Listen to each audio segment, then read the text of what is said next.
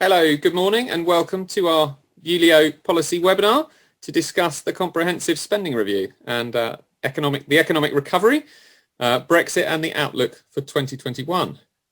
Firstly, can I welcome our panel. We've got Ben Greenstone, the founder and director of Taso Advisory, Sophie Robinson, the External Affairs Officer at the Institute for Development Studies, Navendu Mishra, who's the Labour MP for Stockport, and Faye Greaves, who's the Head of Policy, Practice and Development at the Centre for Homelessness. So thank you to our panel.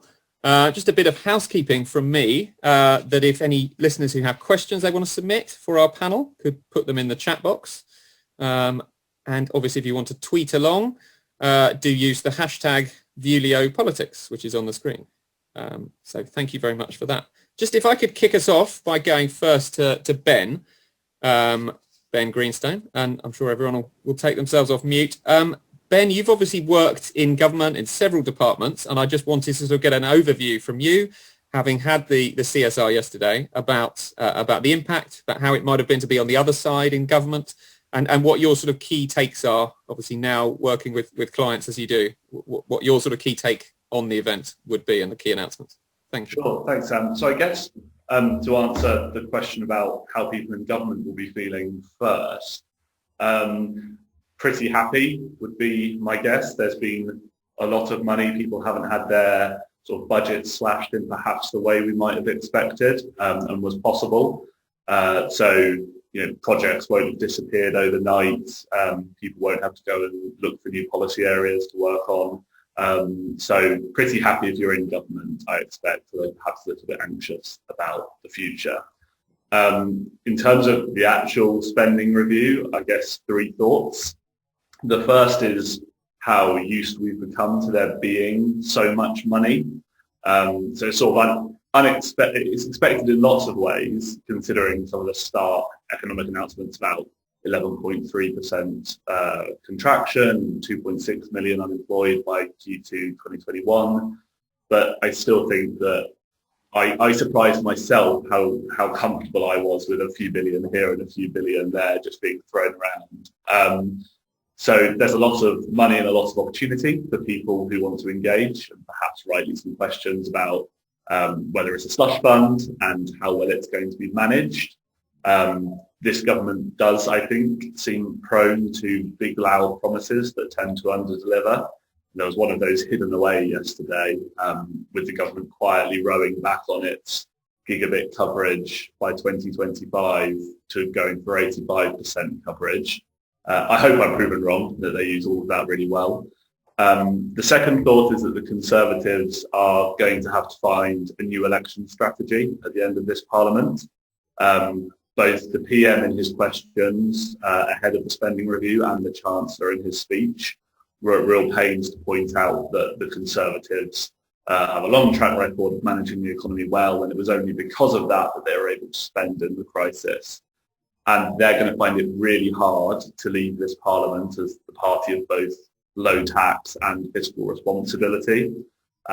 So we'll see which they go for and how they fight the next election.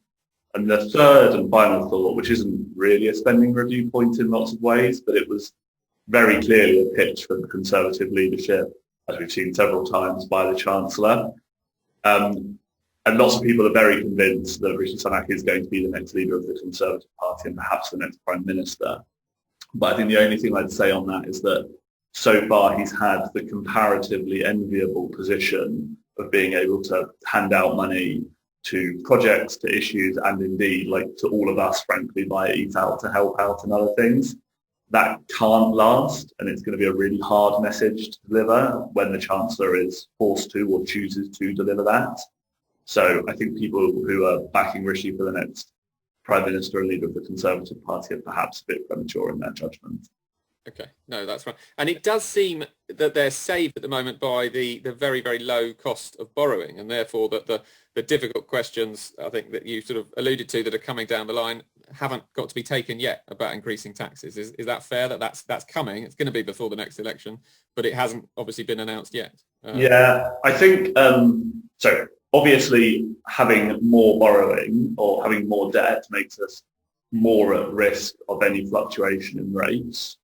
worth saying that I think it's something like 20 billion less in interest payments, even with more debt than we'd forecasted because of the rate decrease. And I think the least bad thing we could do at the moment is to spend money. Yeah. It might end up that we figure out that wasn't the right thing, but considering the other options, I think better to spend, and we're going to have to grow our way out of this rather than increase tax our way out of this. So spending, keeping the economy going is probably the right thing. Okay, that's fine. So on that that basis, on the vast sort of size of the budget, I guess I wanted to come to Sophie and ask about the impact of the international aid change from the 0.7 to 0.5. And as Sophie, I don't know what you think, but in terms of what Ben alluded to, it's a very big political decision by the Chancellor to reduce overseas aid spending. But I wonder how you view it in the context of the sector, and whether you wanted to give us your thoughts on how the CSR went. Yeah, so thank you. I'm from the Institute of Development Studies, and we're an independent research and learning organisation based in Brighton, but with researchers and partners doing research all over the world onto different issues relating to poverty and inequalities. So we were obviously very concerned with the aid announcement when we were looking at the spending review yesterday, but also the investment in the UK in research as well. On the aid, so obviously the headline was the 0.7 being reduced to 0.5% of national income, which could mean around £4 billion wiped from that budget. It wasn't a complete surprise because it was very heavily trailed in the press in the lead up. But I think actually it probably was worse than expected because the government had been making quite a few sort of reassuring noises, particularly to their own Conservative MPs against this cut, to kind of say it would only be for a 12-month limited period. But actually the wording in yesterday's announcement was that it was with a view to going back up to 0.7 when fiscal conditions allow, which sounds to me quite woolly and open-ended, and so it was a bit more worrying in that sense because of the impact obviously on the millions of some of the poorest people in the world who are right now going to be hit the hardest by the huge impacts of coronavirus. So we think, it's incredibly damaging, and I think it will also be damaging for the UK's reputation on the international stage. And this is in a context of Brexit and also things like the new Biden presidency coming in the US. And also it should have been really a big opportunity because the UK is going to take on the presidency of the G7 next year and also hosting the big climate summit, the COP26. So it does feel like this will have really put a dent in, the UK's international standing when it's really, it has been known as a leader in development, and that coupled with DFID being merged into the FCDO, which is also a knock, I think, for the government's international reputation, because DFID really was a very kind of standalone brand and known for its expertise around the world on development. On the other side, on research, though, it was a bit more positive. So £15 billion was announced to invest in the UK's research sector, and that's an increase in the budget for the UK Research and Innovation Body, and that's a move towards the government's overall target of the 2.4% spend on R&D. I would just say there was a couple of glaring omissions. So there was no specific budget to reassure people about the replacement of the EU Horizon 2020 fund, which UK researchers have really benefited from, and without a deal with Brexit is, that money, it's kind of still an open question as to where that's going to come from. Also, just the last point, there was nothing on the so-called, like the UK ARPA, which was kind of a brainchild of Dominic Cummings, which was going to be a big new research body modelled on the US DARPA version. Right, yes. Nothing on that. So I guess time will tell whether that has left with him or whether that will be something that's taken up. That is something worth bearing in mind. And just quickly, sort of for the sector, I mean, I know you talked about the merger of DFID into the Foreign Office, and in much the same way as that story, we've seen all the former prime ministers, Blair, Brown, May, Cameron, and Major, all coming out against that merger and then against this cut in funding. And is the sector, I wonder, heartened by that cross-party sort of unity of the former prime ministers, and is there a chance that if there does have to be a vote, and I think there's debate over if there is or will or won't have to be a vote, is the sector heartened that there's a possibility that backbench Conservatives might defeat that plan? I don't know what you would Yeah, I mean, as you say, there's been a huge a coalition of people coming out against it. And even, UK business leaders and Archbishop of Canterbury, and as you say, all the former prime ministers and quite a lot of international people. So, I mean, I think there is, I think it's Andrew Mitchell who's kind of leading the charge for the Conservative, people who are against this move. And as far as I'm aware, I think there would have to be new legislation, in which case there would have to be, perhaps Navendu can tell us a bit more on that, but I think absolutely there would be. So I think there is still, I mean, you would think that they were quite confident that they would get it through, but they've gone ahead and announced it. But I think perhaps there is still the fight to be had. So we'll have to see how that plays out. Absolutely. No, thank you, Sophie. That's a great segue, I think, into our parliamentary representative, Navendu. And I think it would be good to hear your thoughts as someone that was in the chamber yesterday for PMQs and the comprehensive spending review, but also perhaps your take on that, if it is the biggest item coming out of the CSR, the aid cut, noting you're on a development committee in Parliament. So Navendu, over to you. Thanks, Sam, and thank you for having me. It's wonderful to hear from Ben and Sophie, and to be part of this event. I agree with almost everything Sophie said. I think the UK has a historic role to play when it comes to helping some of the poorest people in the world, and the cut to UK aid, in my view, is a backward step. And I think going back to what Sophie said about Andrew Mitchell has consistently made the point as a Conservative MP about the benefits that UK aid brings, not only to those people that it helps, but also to our country, soft power and all of that. And last week, I believe, it might have been the week before, he made the point, he quoted, I think, General Mattis, former official in the Trump administration.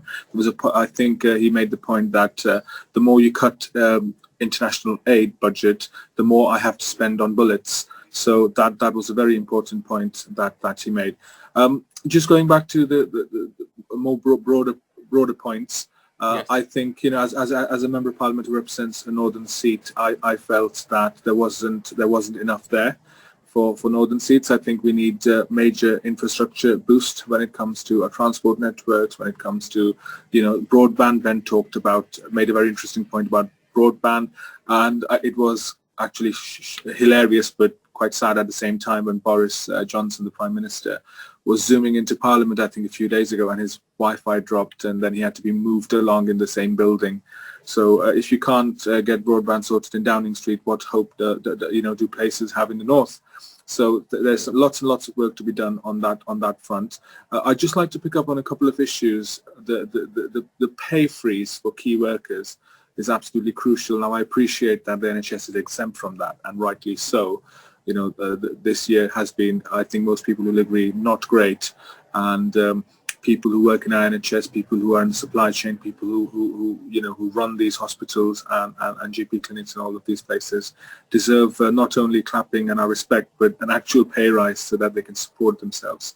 However, the devil is always in the detail, and unfortunately, firefighters, police officers, school teachers, primary and secondary, all of them seem to be excluded.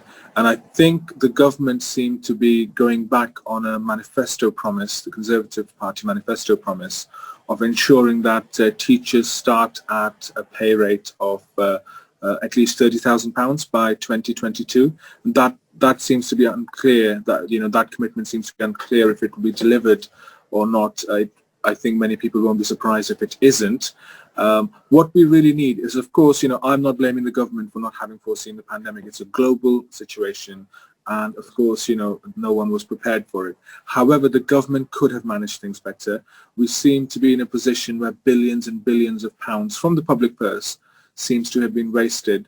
And we were, late in everything, procuring PPE, making sure that we have a functional, app that works, making sure that hospitals and public services get the support they need. The government seems to have missed the boat on every single issue.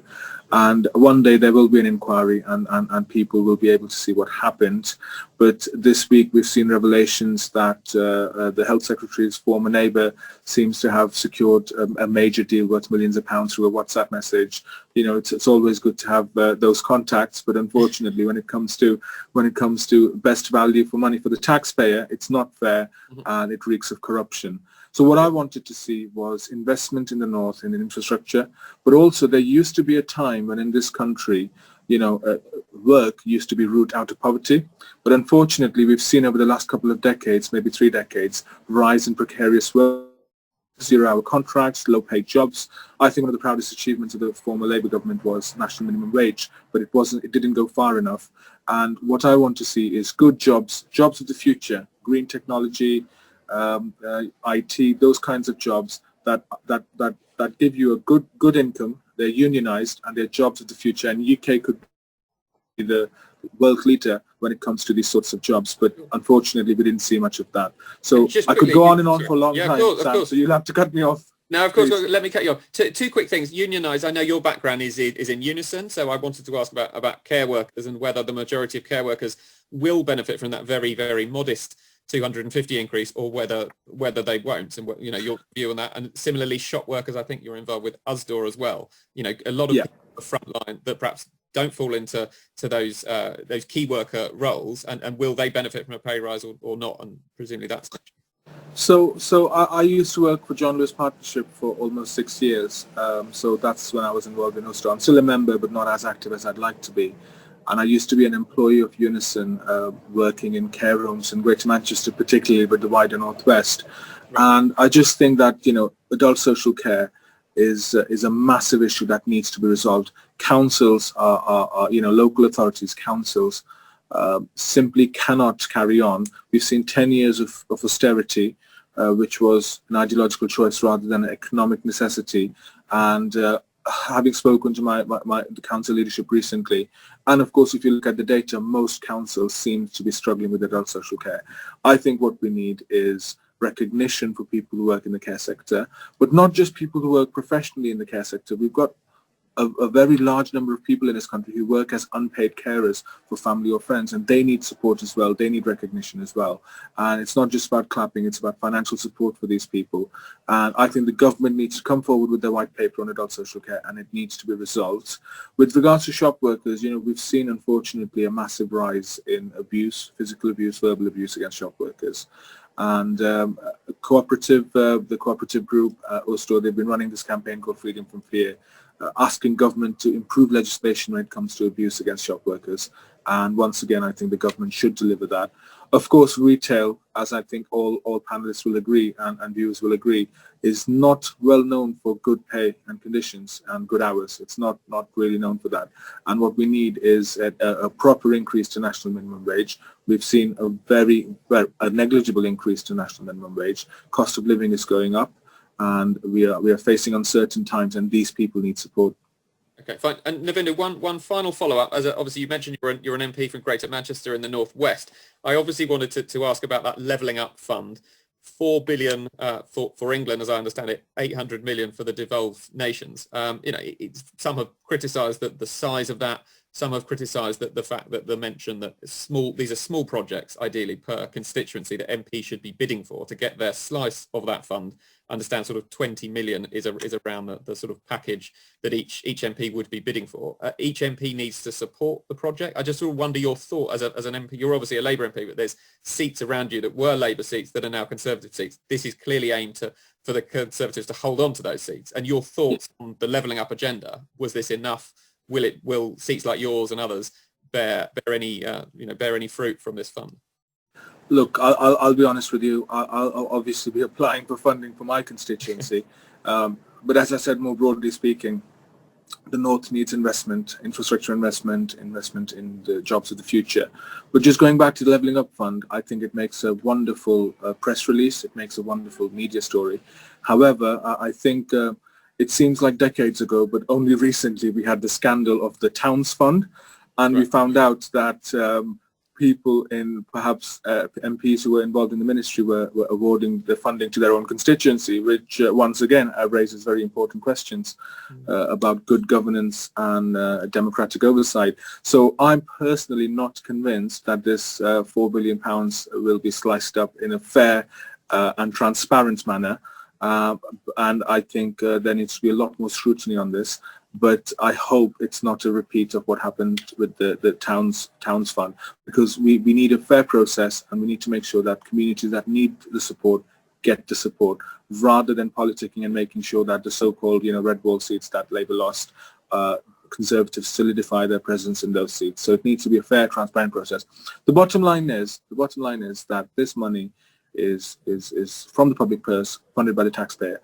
And it shouldn't be used in party political sort of situations, and making sure that places that are marginal Conservative seats get that money. No, of course. Okay, thank you very much. Now, Faye, I want to come to you and to discuss obviously homelessness and your perspective of the announcements yesterday. So I don't know if you wanted to say your thoughts about what you took from the CSR. Yes, of course. Thank you, Sam, and thank you to Vuelio for inviting me to take part in this panel. It's a pleasure to share our thoughts. I think, first of all, it might be helpful to maybe talk about or explain what the purpose is at the Centre for Homelessness Impact. So our core purpose is to work towards a society where we see a sustainable end to homelessness, and that means that any experience of homelessness that can't be prevented, it's rare, it's brief, and it's non-recurring. And the sector has a big voice on this. We're a big sector. We do have a big voice, but our kind of focus is on the use of evidence and data to achieve that outcome.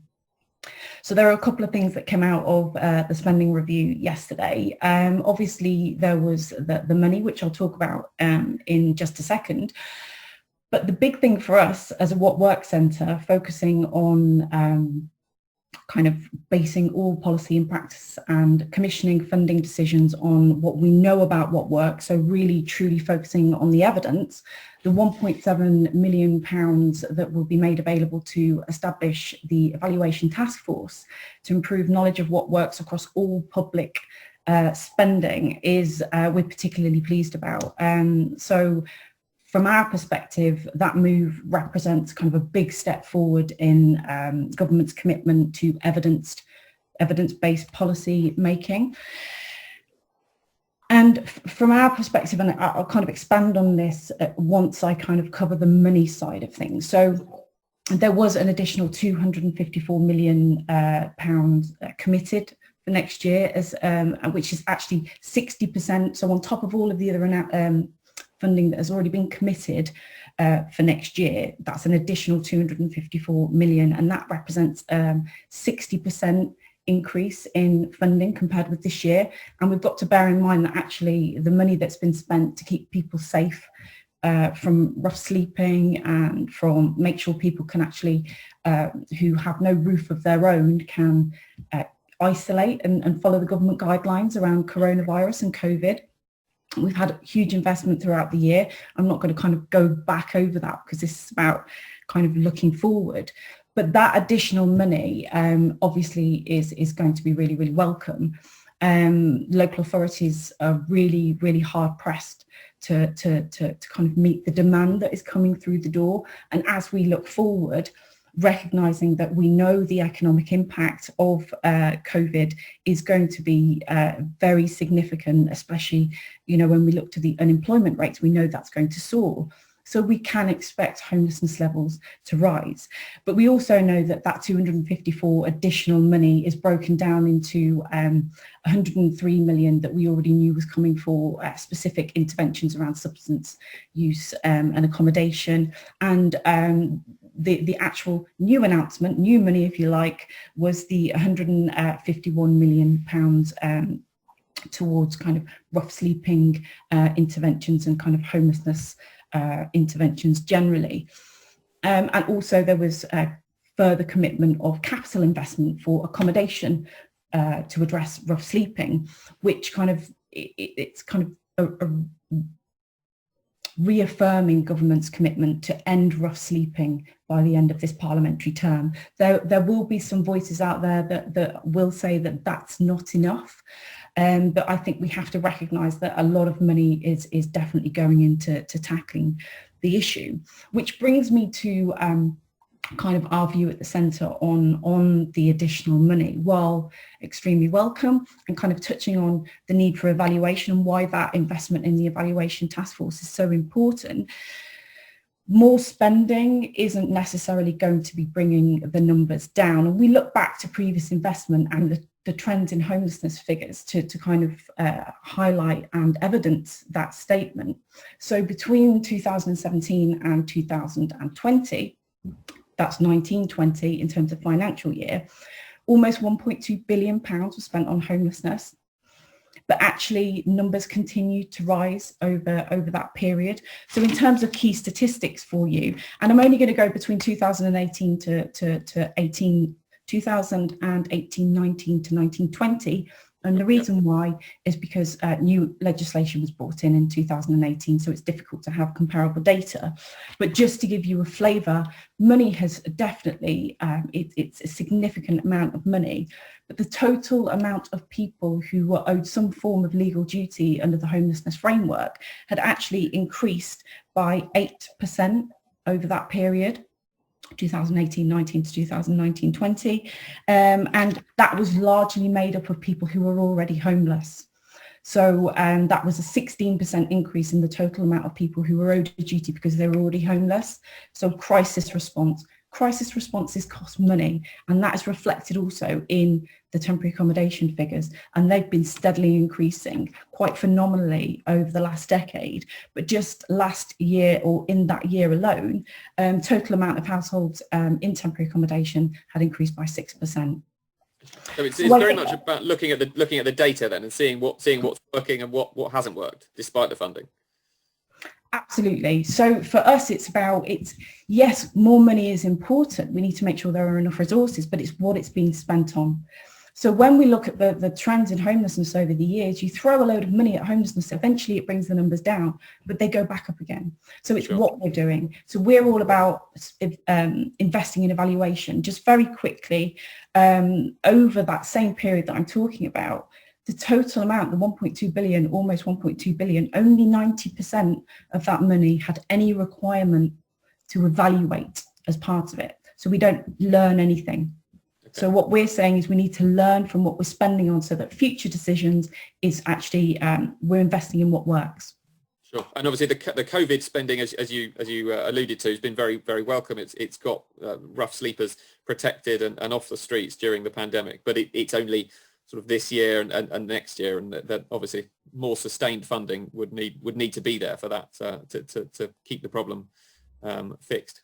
Absolutely. I mean, there's a couple of things there. I mean, long-term funding solutions, it's a major concern across the sector. Obviously, we understand we had to kind of set out the spending plans for 1 year, but local authorities do need to plan. They need to know that they've got services that are sustainable, that their workforce is, that's a really important workforce. It's a really important role when you're dealing with people who are asking for help in these ways. There are a lot of different aspects. So yeah, long-term planning and spending. But like I said, it's about understanding, well, what are we spending it on in terms of interventions?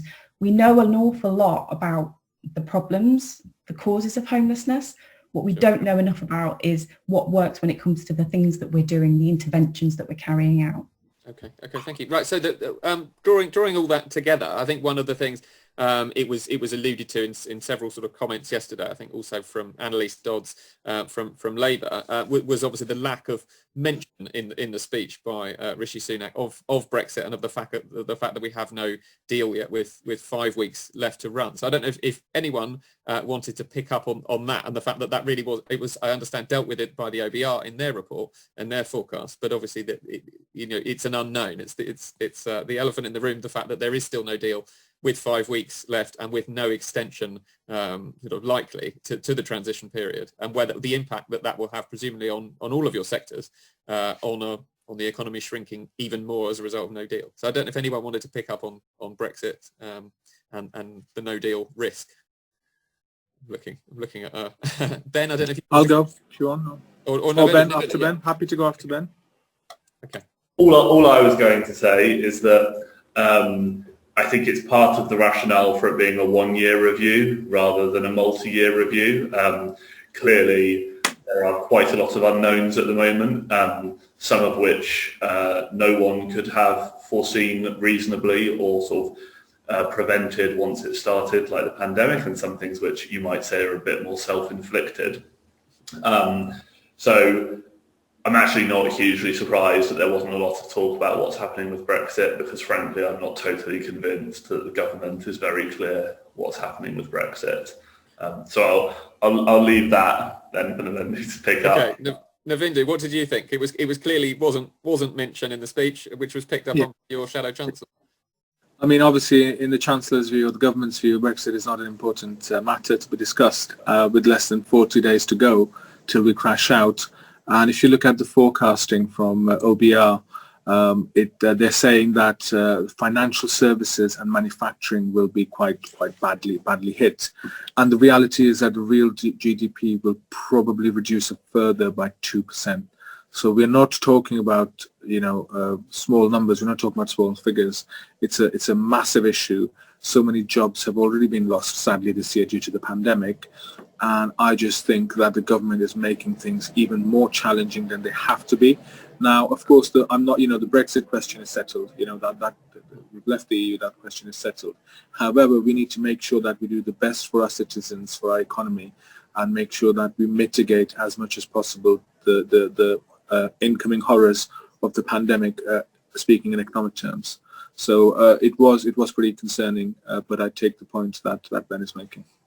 Okay, good. One thing I probably should ask that's relevant to all panelists, I suppose, is in terms of we'll have a lot of organisations listening who are campaigning organisations who some would be disappointed. Some the question they would have, I presume, is how do they keep engaging? How, if they got a small amount of funding, can they push for further funding or to better resources in the years ahead? What would be your advice? I mean, Navendu, you're a new MP. What would be your advice to people campaigning across the country, perhaps in your own region, who perhaps didn't, missed out on funding and want to engage with government and with Parliament on getting that funding to deliver those projects? What would be your advice as a new MP? So any organisation that contacts me for funding or support, and it's important to note that not all requests for support are financial. There are other things you can do to. Sometimes people get in touch and they're looking for other types of support with the campaign or with perhaps contacting the government on their behalf or local authority. So I'm always quite eager to support them. But I think there's lots of funding that's been announced by the government, by the Chancellor yesterday. But as I said, going back to the point, it needs to be a fair and transparent system to make sure that that organisations get a fair shot at getting that funding. But of course, I think many backbench Tory MPs, of course, opposition MPs will continue campaigning for transparency and making sure that some of the people who seem to have been missed out, we've had a massive campaign, Excluded UK, about self-employed people that have lost out, and that's gaining traction, and government has moved on that. They have done something. In my view, it doesn't go far enough, but I think there are lots more people who've fallen through the cracks and need support. So I think the campaigning will go on, and as a backbench MP, and I know on both sides of the House there'll be MPs looking to support these campaigns. Thank you very much. Does anyone else want to come in on that? And we've had a question come in from a member of the audience as well. So does anyone else want to come in on campaigning advice? Yes, I would just say very quickly two things. The first is, and I'm happy to be corrected, I think it's better to be specific. Sometimes, for big cross-economy issues like excluded UK, then I think most parliamentarians will have an interest because it will impact their constituents. What I think is often a mistake is to go to everyone on anything. Find people who actually are interested in what you're campaigning on. And I guess the only other thing is, well, two things perhaps. First is it takes a bit of time. It's very rare that you sort of straight away you get into a room with the right person and you're off to the races and they've agreed to everything. Again, as Excluded UK shows, right, like, that's been an ongoing campaign for months with loads of serious parliamentary support, and it's taken a long time to move anywhere on that. And yeah, sorry, that's it. Okay, no, fantastic. Right, so we've had a question come in from one of our listeners, and if anyone else wants to submit them, although we need to finish at 11:45, we'll obviously feed these questions back and get answers. So do fire them across. But someone's asked how the CSR might affect science funding in the UK, both in terms of universities and industrial research and development. So I know, Sophie, you mentioned research. You're obviously based in university, although not necessarily science. I just wondered if you had a thought on that, about how the funding for research. Yeah, so I guess I can't speak to specifically how it will, the funding for universities, but I guess research on a wider point. I mean, the government has really made investing in UK research and science quite a big priority, and we saw that from the funding announced in the spending review. I would say, I guess from our point of view, the focus really is on tackling global challenges, so around climate change and the pandemic and future pandemics and those sort of issues which the government are driving forward this funding for. And I would just flag the importance of international partnerships to make those happen, and the cross-disciplinary science. So we're, as an organisation, we're social science researchers, and we see a lot of the announcements, the headline announcements are often tech solutions and medical science, which is all very valid, but we always want to make sure that there's interdisciplinary approaches, and to show the vital importance of the social sciences. So I guess whereas the sort of the headline funding figures are very positive, we would want to see that the funding programs that are rolled out really do focus on the collaboration and the cross-disciplinary working. I guess those are the points that we continue to try and make on that front. Okay, fantastic. And I'll bring Faye in as well. But just on that, we've had another question in, which I guess could be broader. It's specifically about it mentions the NHS long-term plan, but it also says, how can we ensure that the government keep their promises on the NHS long-term plan? But I'm sure more broadly you could apply that to other things. We mentioned international aid. Faye, I'm sure you would think, how would the government keep the promises they made on homelessness, on tackling rough sleeping? So Faye, I don't know if you wanted to come in and with any other thoughts. In terms of the commitments, the two broad commitments in terms of homelessness, manifesto pledge-wise, is to end rough sleeping by the end of parliamentary term and fully implement the Homelessness Reduction Act, which is the new legislative framework that I mentioned earlier. The worry is that we have a lot of work to do in terms of ending rough sleeping, and from our perspective, obviously, that it's a lot about making sure that you're investing in and doing things that stop the flow of rough sleeping happening in the first place.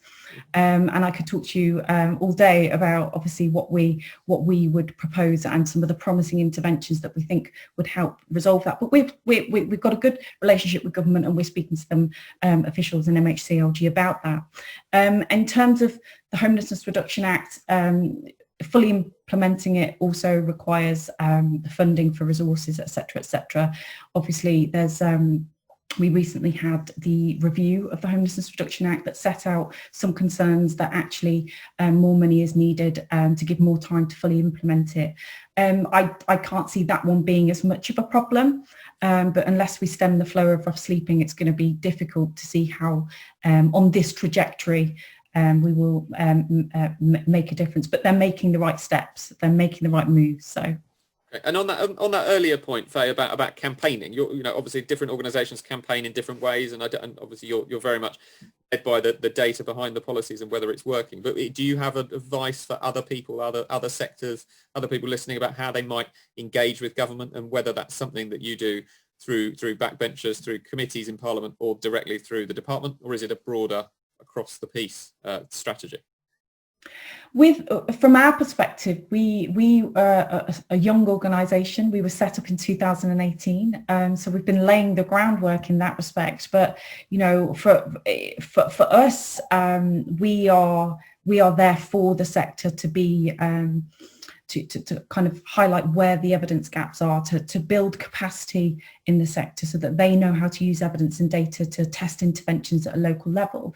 In terms of kind of lobbying, campaigning and things we are very clear that we need to make sure that we are using the most robust evidence available. So what we will do is we will encourage people to use our own tools on our website to really use the stuff that we're saying is of a good level in terms of evidence. So it's a difficult one to answer because we don't advise on how others will campaign most effectively, but we are all, and this hopefully you are given this impression well, that we don't budge on our position of the evidence and data is it's up there on the pedestal, and we won't wave on that. But we're here to support, to work with policymakers, national, local practitioners across the homelessness sector to make sure that we're all working together towards filling in those gaps. So okay.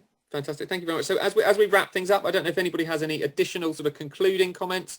Navendu, I know you've got to go off and ask a question in the chamber, but I wonder if you had any final remarks. Again, we talked about the Northwest. You had a specific point to the Prime Minister yesterday about a local infrastructure matter. And so you've really been at the forefront of this over the last day. Sam, we need the tram in Stockport, but I won't go on about that. But I think the point about the question about NHS people plan and also tackling homelessness are obviously very important issues. And I think any government of any shade, Labour or Conservative, should be judged by the record of delivery. And just on the point of NHS people plan, I've had lots of organisations and constituents contact me about cancer services.